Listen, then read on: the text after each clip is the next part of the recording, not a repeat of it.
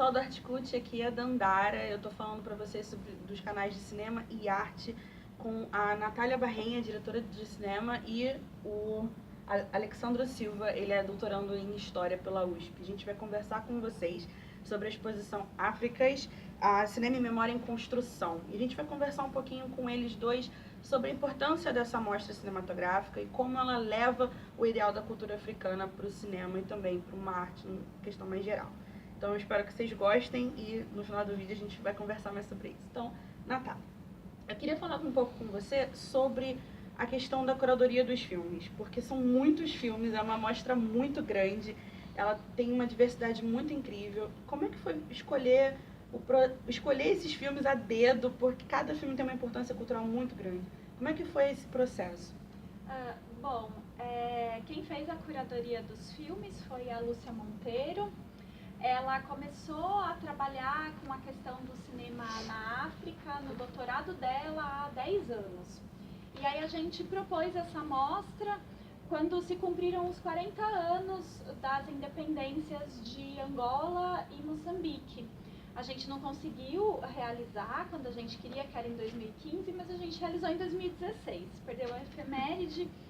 E também essa mostra a gente fez em 2016 em São Paulo pela primeira vez e também foi realizada em novembro. Sim. Então a gente tinha essa questão das independências e também o fato de ser no mês da consciência negra, que dava outra camada para o eixo, né, que a gente tinha. Então essa mostra em 2016 ela se chamou Áfricas, Cinema e Revolução. E ela se focou mais no momento das independências, das lutas de independência desses países, Angola, Moçambique e Guiné-Bissau. Agora, em 2018, né, se passaram 2 anos, acho que teve uma visibilidade muito grande toda a questão dos cinemas africanos e dos cinemas negros. Então, a gente trouxe alguns filmes iguais aos de 2016 para o Rio, e também meio que isso foi se desdobrando com novos filmes que a gente descobriu e que foram surgindo, né, que aí se conectam mais com a questão da memória e da construção dessas nações, né. A gente tem mais filmes de cineastas africanos, né, ali no começo das independências a gente tinha muito europeu, muito brasileiro fazendo filme, agora a gente tem mais africanos fazendo filmes e também os europeus refletindo de outra maneira sobre esses momentos. Então a curadoria... Então a curadoria foi um pouco nesse sentido, de Entendi. Trabalhar não só o momento da Revolução, mas como isso reverbera até hoje.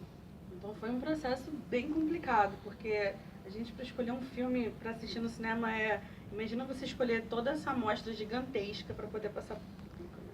E Alex, eu queria falar um pouco com você sobre a perspectiva cultural e histórica dessa amostra.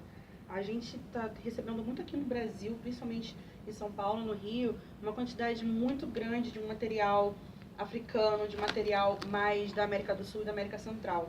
E eu acho que isso é uma repercussão bem grande, tanto no cinema quanto na arte. A gente recebeu inúmeras exposições aqui no Museu Nacional de Belas Artes, também no CCBB aqui do Rio. Como está sendo o reflexo histórico aqui na nossa cultura com essa amostra, com esse material, com esse espelho da África aqui no Brasil? É um processo intenso, porque a gente está numa ebulição no sentido assim, dos movimentos sociais, a afirmação das mulheres negras, reivindicando seu devido espaço público, nos debates sobre as diversas frentes, e o cinema é um dos campos mais sensíveis, porque tem a ver com a própria ideal de representação que está embutido do cinema, porque se a gente for no cinema comercial, dificilmente a gente vê atores negros, dificilmente a gente vai ver perspectivas que sejam construídas por técnicos ou diretores e diretoras que sejam negros ou que tenham essa preocupação da negritude e dos racismos em geral.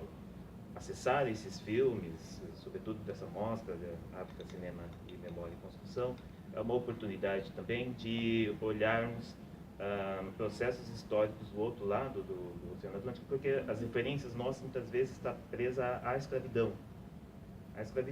E que teve impactos também nesses países onde os filmes acabam tendo origem. conhecer um pouco os processos que sejam assim do século XX são fundamentais também para pensar a própria modernidade no cinema. Então, os negros e as negras se autorrepresentando, fazendo suas reflexões através de seus próprios problemas. E além disso também toda a diversidade cultural que a gente dificilmente tem acesso, quer dizer, a internet que propunha ser essa utopia de acesso total a todos os conhecimentos, existe uma enorme dificuldade. Então, quer dizer, um dos filmes que passou, por exemplo, aqui na mostra, Spell Real, da Filipa César, mostra todo o processo complicado para poder restaurar filmes que estavam até então quase perdidos. E é um processo que teve que vir da Europa também, enfim, apesar dos males da África muitas vezes vêm da Europa, mas as soluções também. Então, são muitas coisas complexas e tudo isso acaba contribuindo muito para as reflexões dentro desse processo de ebulição que, apesar dos momentos autoritários quererem impedir isso, é um caminho sem volta. Até porque o brasileiro, quando ele faz um filme, isso eu penso na perspectiva de crítica. O brasileiro, quando ele faz um filme, ele pensa no africano como o reflexo da escravidão que nós vimos aqui, né? Mas, na verdade, o africano é o rei, a rainha, né? O príncipe e a princesa. Então, ter essa perspectiva é uma coisa muito importante do conceito histórico-social também. Mas uma coisa que me chamou muito a atenção, Natália, foi o fato da maioria dos diretores dos filmes da Mostra serem mulheres. Eu fiquei incrivelmente apaixonada por isso, porque é uma coisa que está crescendo muito aqui no Brasil, principalmente nas faculdades de cinema do Rio de Janeiro, onde mulheres estão levantando a voz para fazer filme, para fazer cinema, e o cinema nacional, na perspectiva lá fora, está crescendo muito. E ter essa resposta, né, cultural, essa resposta feminina no cinema é muito bom. Agora, como foi ter essa recepção do público, agora nesse comecinho de amostra, essa ideia de que a menina negra da favela está fazendo um filme? Como é que foi essa perspectiva? Ontem a gente teve o primeiro dia da mostra, né? A gente teve 3 filmes, um longa-metragem de uma cineasta portuguesa, mas que trabalha com os arquivos da Guiné-Bissau, que é a Filipa César. A gente teve um curta-metragem da Sara Maldoror e um do Flora Gomes, que é um homem. E o Flora é o apelido. Desculpa, Flora. E eu acho que de todos esses nomes, eu acho que não só do dia de ontem, mas de toda a mostra, um dos grandes nomes, assim, um dos highlights é a Sara Maldoror, que é a primeira mulher negra a fazer um filme na África, e começa aí nos anos 60, e a parte são filmes fascinantes e super inovadores, uma perspectiva militante e revolucionária, não só na sua temática, mas também na sua forma. Então é muito impressionante, assim. E é engraçado como a gente acha ecos da Sara Maldoror aqui no Brasil. Sério?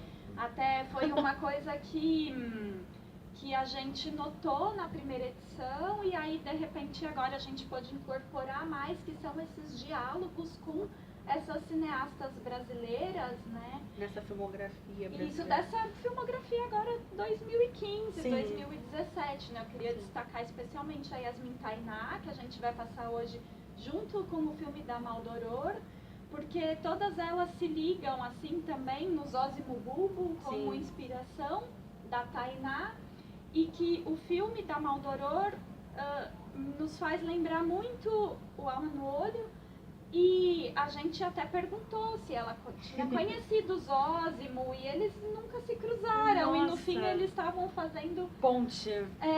Assim, coisas muito parecidas, cada um num canto do mundo, assim. Incrível. Né? E também a Safira Moreira com seu filme Travessia, que questiona toda essa questão do arquivo, da imagem, da lembrança.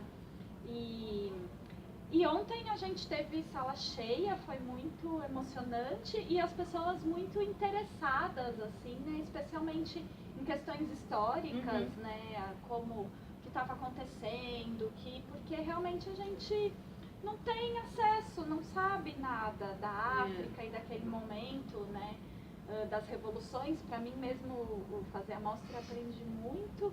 E acho que quando surgirem os filmes das cineastas brasileiras, essas conexões vão aparecendo também, né, nos debates. É, porque a gente pensa como o Alex estava falando, a gente pensa muito no cinema, na arte cinematográfica, como algo europeu, americano, né? Europeu, americano, europeu, americano. E ter essa perspectiva africana, você cria um elo muito grande com a base cultural brasileira, e isso é muito importante.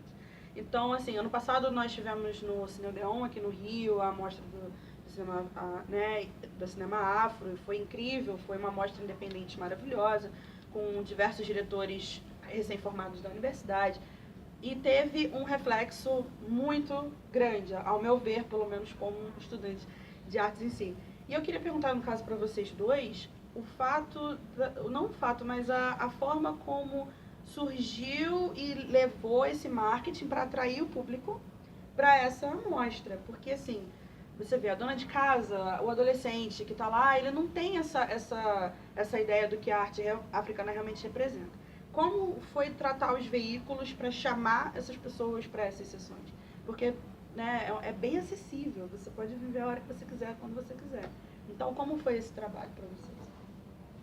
Pode de cada vez. Bom, o que me concerne, assim, no sentido mesmo, talvez não técnico da divulgação, que aí a Natália com certeza sabe informar melhor, mas eu penso que há uma demanda. Sim. Há uma demanda, e que essa demanda vem crescendo apesar dos conservadores. E os racistas embutidos negarem isso, existe uma demanda para ver os negros e as negras no cinema, ou na tela, ou na fotografia, ou nas exposições de arte. Então, e também não faria sentido fazer uma mostra sobre África sem qualquer conexão com as coisas que acontecem aqui. Então, a curadoria, a Lúcia e a Natália participou de todo o processo, elas são muito atentas, são muito cuidadosas, apesar de talvez uma alma mais, digamos, animada, queira fazer acusações, assim, etc e tal, mas percebe-se que com quem convive, e até acompanhando a mostra, sabe que existe esse cuidado de aproximar os filmes de diferentes épocas, e, por exemplo, isso que vai passar daqui a pouco, uma sessão de um filme da Sara Maldoror e da Tainá, são diálogos muito impressionantes, são ressonâncias que aparecem conscientemente ou não, e essas aproximações elas fazem todo sentido dentro do conjunto das obras, aproximadas ou não, e o público tem total liberdade de tentar fazer essas aproximações, aí cada um tem a sua total liberdade dentro do que ela conseguir assistir ou se interessar,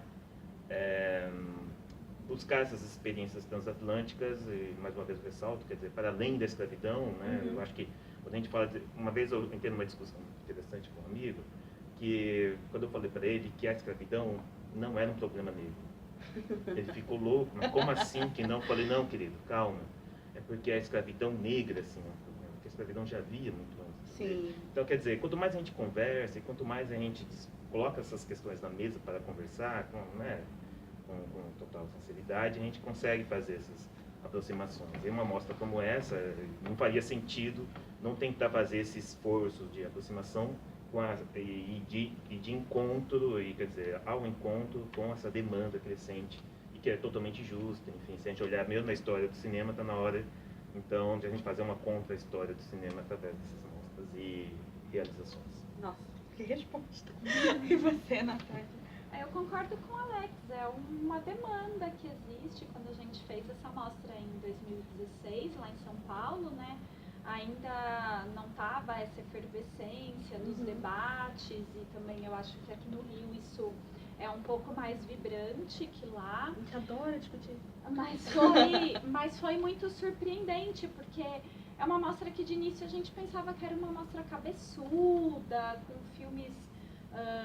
e também é uma mostra grande, são filmes difíceis de conseguir, da parte da produção é um pouco, bastante demandante, e então a gente falou, será que vem, vamos ver o que vai acontecer, e foi uma surpresa muito boa, realmente ver a sala cheia lá em São Paulo, enfim, e eu me lembro muito especificamente de uma ocasião que era uma mãe, dona de casa, que as pessoas gostam muito de falar na mostra. Às vezes Sim. o público é tímido e nessa mostra, especialmente, a palavra circula bastante, assim. E uma senhora levantou a mão e falou assim, olha, eu tô aqui com os meus 2 filhos, um tem 8 anos, o outro tem 11, e eu fiquei muito feliz de vir aqui com eles, porque toda vez que eu vou no cinema com eles, os meninos negros, eles estão armados, eles estão fazendo coisa errada, e de repente eu pude trazer os meus filhos para ver uma coisa fora disso, né? Outra representação. E isso é muito legal, né? Da gente ver enfim, e existe essa demanda e também isso, né? Quando a gente fez a mostra em 2016, foi logo após o golpe. E quando a gente fez agora, tá fazendo agora, foi logo após as eleições. Então a gente fica meio, cabisbaixa com toda a situação. Mas pra mim, assim, pessoalmente, ver os filmes, enquanto eu tô revisando os filmes, as cópias e fazendo sinopse, é como muito inspirador e dá uma força muito grande, assim. Então eu acho que é o momento certo de trazer essas questões e como o público responde. É uma mostra muito difícil de fazer, porque é uma mostra muito grande, mas me parece que também fazê-la menor, como que há muita coisa, né? Já isso é difícil porque as questões e os filmes estão borbulhando, estão sendo recuperados, né? A gente ganha força nessa revolução cinematográfica que está chegando aqui no Brasil. Gente, quero lembrar para vocês que a mostra ela vai durar até o dia 2 de dezembro, então dá tempo de assistir os filmes. Alguns filmes vão passar de novo, então se você perdeu um filme, não tem problema, tem no outro dia e algum outro horário. Quero agradecer a Natália pela conversa, quero agradecer ao Alex, foi inspirador. Eu espero que vocês tenham gostado. E não deixe de curtir o canal do Artcult, acompanhar o material de cinema, de arte e toda a nossa essência sobre a cultura brasileira, ok? Então, até mais. Beijo.